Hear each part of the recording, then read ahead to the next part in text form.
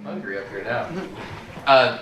The strategic point is kind of a branch, so to kind of clarify a little bit of what Matt just said, there's three branches, and the two that you're going to hear a little bit about today is my branch. My branch is strategic point, which we focus on strategic message, your content, what you're saying, how you're saying it, and how you're getting your message out.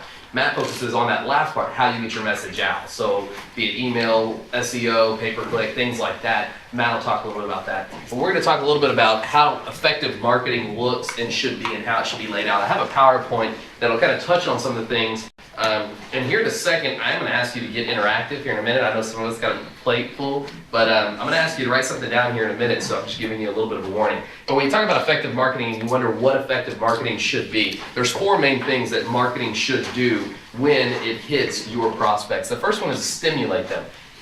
Create an interest by appealing to prospects' needs to capture their attention. This is also known as interrupting your prospect to get them to pay attention to you. The second point is to invigorate them. You want to give them a refreshing message that's unique and appropriate to where they're at on the buying cycle. The third one is to fascinate them. Give your prospects a reason that their jaw hits the ground and they're like, wow, that is awesome. I didn't know that someone like you could do that. Instead of the boring, hey, we're a bank, we hold your money, come and get it when you need it, right? Now, I'm not knocking anything, I'm just trying to give you a new perspective on what are you doing right now, what message are you using that has become complacent in the marketplace. The third one is demonstrate. Show them how unbelievable your products are. So you put out a bold claim that you do something amazing, right? You fascinated them at point 3. But at point 4, demonstrate it. How can you demonstrate that you are different, that you are more relevant to their life versus your competitors? Now, Matt in a little while is going to talk about how many competitors you have in the marketplace. But just to give you an idea, do you realize just in Dallas right now, as far as home general contractors, there are more than 5,000 with the address just in Dallas. Not Irving or Plano or anywhere else, just in Dallas. More than 5,000 home general contractors. Now, how can you tell a difference in between any one of them? You have 5,000. You have to find a way to stand out. So the first step is knowing your buyers. Who are your buyers? Well, there's 3 steps when it comes to knowing your buyers. The first one is when you start making a buying decision, you start with point 1, which is ownership advantages. The second point is overcoming obstacles. And the third point is optimal choice, making optimal choice. So think of it like this, a stick of gum. How hard is it to buy a stick of gum? It's not hard, right? Because you know the advantages already, right? Fresh breath, maybe clean your teeth, great. Overcome obstacles. What obstacles do you have in buying a gum? Do I have enough money? Well, most of us carry a little bit of change on us and we can buy gum pretty easy. And then optimal choice. Well, do you want Bubblicious or Tutti Frutti, right? That's pretty easy, but it's a lot harder when you come to a choice of which bank do I choose? Which chiropractor do I choose? Which UPS store do I go to? Why? On all 3 of those. So to break that down briefly, why should I be buying your products or services when it comes to ownership advantages? You have to identify what's going on in your prospect's mind to be able to really say that to them in your marketing to be more effective and overcome these advantages, overcome the obstacles. The second one is, what does your product really give me? They're asking you, what do you really give me? Is it really just great customer service and that's it? What's the benefit of having what you sell? Well, I know we have some email people in here that do out email blasts, right? Well, can't I just go send out these emails myself? Is it really going to save me time? Now, some of you are saying that's a stupid question. Is it? Could I not save a lot more money by hiring someone on staff? Or is it better to go with an email service? These are questions that really people are asking in their mind. The second one is overcoming obstacles. There's 3 main things when it comes to overcoming obstacles, and everyone can identify with all 3 of these. Cost, time, and energy, right? That's what it comes down to. When you're making a buying decision, you're thinking, you know what, I need to buy a new car. What do? You think, I need to buy a new car. And how many times does that go through your mind before you actually make the process of buying that new car? When you thought, hey, I need to buy a new flat screen TV, how many times did you think to yourself, I need to buy a new flat screen TV? And it went through your mind how many times before you did it, right? How many times did it go through your head that you were going to come here today? And you had to think about it, and then you had to identify, and then you had to do it again and again and again. It's the same thing that we're talking about. The next one is optimal choice. There's 2 guys right here, they both sell cars, I want to buy a car. What message is important to me? What are they saying? Because when it comes down to it, it comes down to what they're communicating to me. Here's the problem. You don't have 100% sales, right? Because it starts with marketing on the front end. What you're saying to get people in front of you. You have to reach out with a clear message so that they first want to come talk to you. Why do they even want to come talk to you? Your message has to be clear on the front end.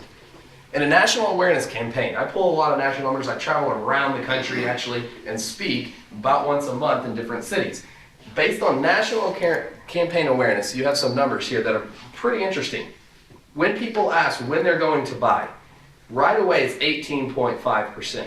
1 to 6 months is 38.8. 6 to 12 months, 10.8, and you can see the rest. Now what does that tell you?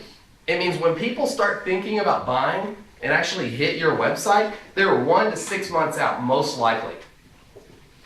So what does that mean? Any clues? Let me go ahead and shorten this for you. It means you have to capture future buyers. It means when I first visit your chiropractic website, I'm not necessarily ready right then. Maybe I am, maybe I'm not. 18.5 says they are, but 38.8 says they aren't ready. So what are you doing to capture those future buyers and get them interactive with you rather than waiting 6 months?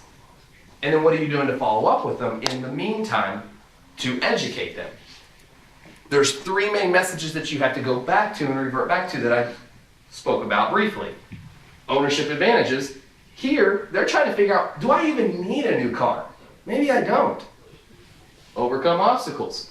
Well, do I want to choose you or this product?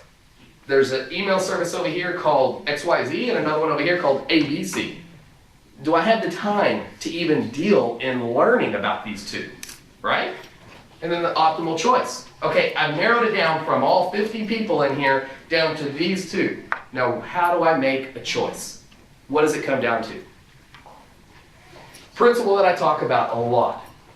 Business goes to the one with superior message at the point of contact. Now, if you look at that, it's superior message at the point of contact. Your point of contact is very important because you need to make sure that it's maximized. That's what Matt's going to talk about here in a minute, okay? Maximize your opportunity to get in front of people by not overspending.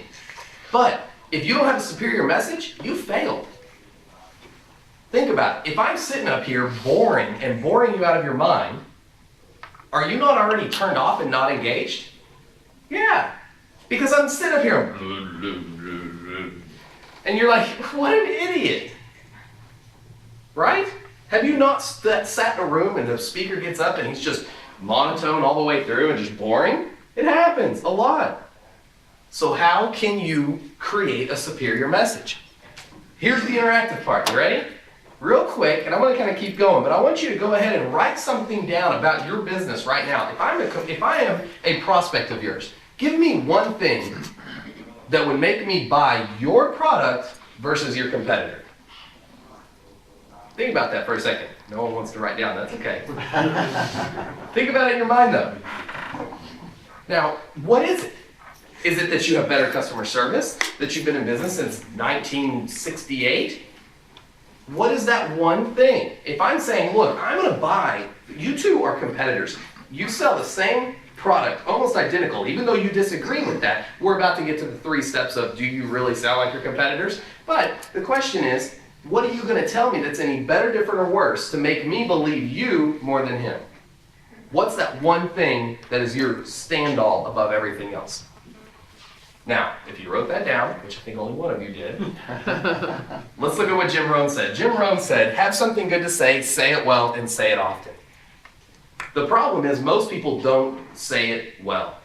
This is where communication breaks down. So there's 3 phases to developing dominant marketing. The first one is have something good to say. That comes to your inside reality, the foundation of your services and products. That comes to strategic marketing, these strategic points. Strategic marketing is your message. Saying it well is the outside perception. What is the outside perception? I was talking to UPS store back here. What is your outside perception when I say UPS store? You're like, UPS store, same as every other one. I'm sit down and talk to them for a few minutes and they start communicating powerfully, telling me why they're better and different than anyone else. Now I'm interested. Now they're like, well, you got to come by and see our store and here's why. Here's the top 3 reasons why. Oh, okay. Now, top 3 reasons, yes, that becomes a platitude. But a platitude is words or phrases that lack power to invoke interest.